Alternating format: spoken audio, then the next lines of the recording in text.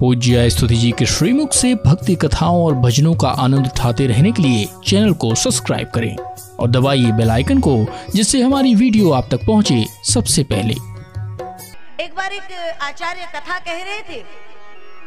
उन्होंने कहा भगवान सबको भोजन देता है, वो ईश्वर रोटी सबको देता है, वो किसी को भूखा नहीं रखता है।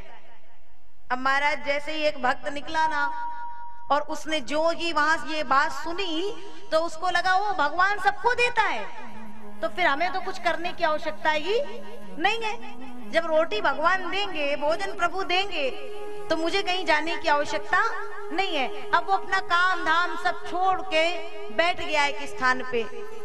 किसी ने कहा तुम कुछ करते धरते नहीं हो, सब काम भी बंद कर दिए। बोले भगवान रोटी देता है। एक दिन एक संत वहां से निकले और उन्होंने जैसे ही इसकी बात देखी ना, तो उस संत ने इसको कहा कि मैं तुमको एक बढ़िया स्वर्ण की माला देना चाहता हूं, कल तुम मेरे आश्रम पर आ जाना, माला चाहिए तो।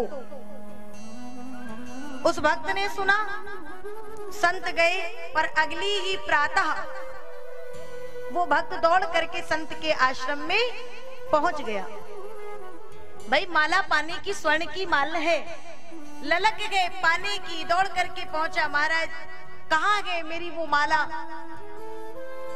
संत ने माला ली और उस व्यक्ति को दी और कहा मेरे लिए ये हीरा पन्ना मोती पुखराज कुछ नहीं है, किसी ने मुझे दिया, मैंने तुझे दे दिया। लेकिन एक बात बता, तू कहता है कि भगवान भोजन देते हैं, प्रभु रोटी देते हैं, लेकिन मैंने तुझे माला दी, मैंने बताया, तो तुझे अपने यहाँ से चल कर के मेरे आश्रम पर आना पड़ा कि नहीं?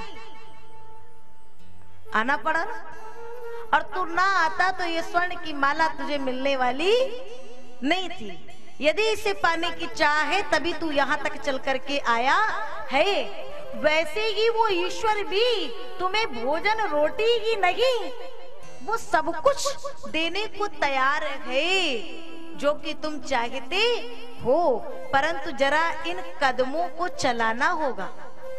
ये जो भगवान ने ये हाथ पैर दिए गए, थोड़ा इनको हिलाना डुलाना पड़ेगा, थोड़ा परिश्रम करना पड़ेगा, थोड़ी मेहनत करनी पड़ेगी, और तब कहीं जाकर के उस परमात्मा ने जो हमारे लिए रख रखा है वो हमें मिलेगा।